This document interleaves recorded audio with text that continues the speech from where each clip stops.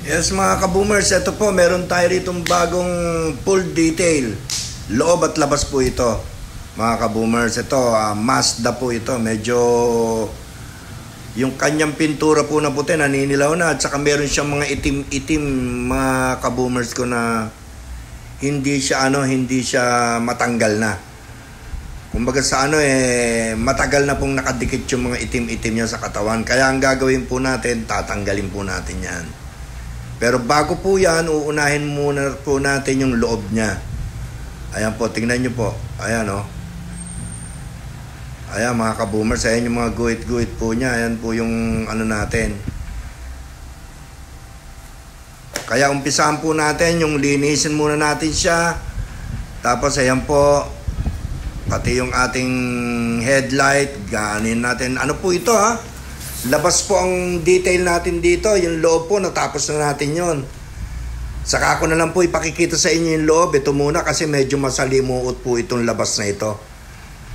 Papuputiin po natin, papapantayin po natin ang puti nito. Pagaganday natin mga kaboomers. Ayan, pati yung makina po niyan gagawin na natin. Kaya po inuuna na natin yung yung kanyang headlight dahil malabo na rin, palilinaw natin yan.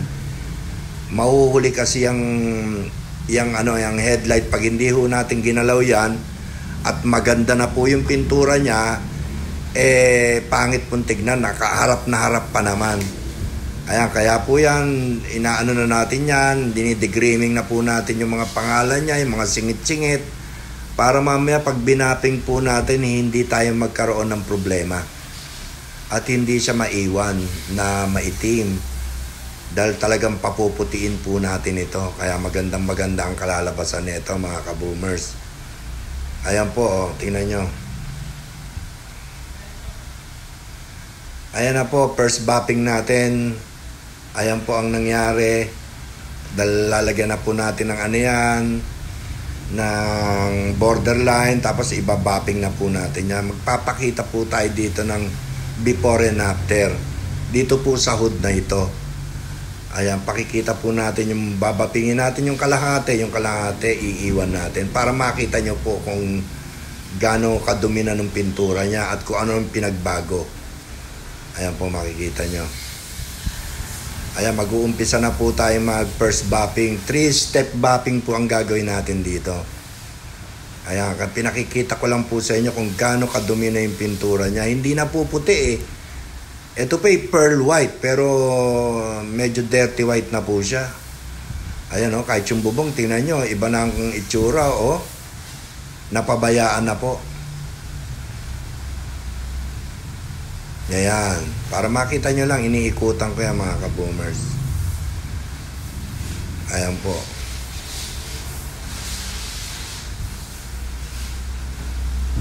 Ayan, yan po ang gagawin natin. Tatanggalin po natin lahat yan mga kaboomers. Ayan yan. Kaya tinuturo ko po sa inyo. Iba po yung original na puti niya at saka yung niya na. Ayan po ang first bapping na natin. Ayan na po. Ito na po yung inumpisa na po natin yung ating first na bapping natin. Yan po. Yan po, tatanggalin po natin yung mga dyan, yung mga hairline niya. Hindi pa po natin yung niya. Puro hairline lang po, tsaka yung pintura niya, pagpapantayin na po natin. Ito na po. Pakita ko na sa inyo. Ayan po yung before, yung hindi natin ginalaw. Ito na po yung after. Pakikita ko sa inyo yung after. Ayan, before. Ayan po yung after. First bapping pa lang po yan. Ayan, makikita nyo. Before. Ayan tingnan nyo kung gaano kadumi. Ayan na yung after tingnan nyo, pakikita ko yung after nya po. Ayan na yung after nung nagalaw na po natin. Before and after po yan, pinakita ko sa inyo mga kaboomers. Buong katawan yan, ganyan na ang gagawin natin. Papuputiin po natin siya, pagagandahin natin. Ayan na po yung second step bapping na po natin. Natanggal na po natin yung mga hairline niya. Ito naman po, bubuhayin natin yung puti niya. para gumanda. Ayan, nakita nyo, di ba kanina po inikutan natin, wala na po yung mga itim-itim. Ayan, makikita nyo mga ka-boomers, maganda na po siya. Second step na po ito para gumanda po yung kanyang pintura. Ayan mga ka-boomers, ikutan po natin para makita nyo kung gaano nang improve, ang malaking pagka-improve niya. Nawala na rin po yung mga guhit-guhit, nawala na itim-itim niya. Ayan, pati sa ibabaw nawala na rin mga ka-boomers. Ayan, ayan na po, makikita nyo. Ayan, 3-step buffing na po yan. Ayan na po yung sinasabi ko, yung para kumintab na po siya. Ayan, kaya pinakikintab na natin para gumanda na po yung pintura niya. Ayan, tingnan nyo po kung ano itsura ng pintura niya. Maganda na. At makintab mga ka-boomers. Tingnan nyo, kumikinang na po siya. Naka 3-step buffing na po tayo dyan.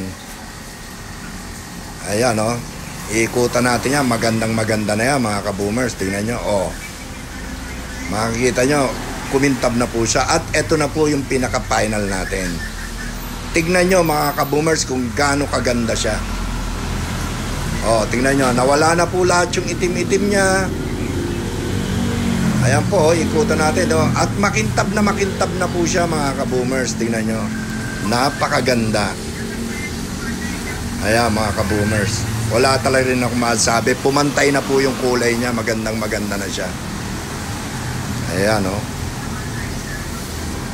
pati sa ibabaw, pati sa hood, yung mga itim-itim niya, wala na po yun. Pantay na po ang pintura niya. Ayan po ang trabaho ng EvoShine Auto Detailing. Ayan mga ka-boomers, tingnan nyo, kahit saan kayo tumingin, talagang makintab na siya mga ka-boomers.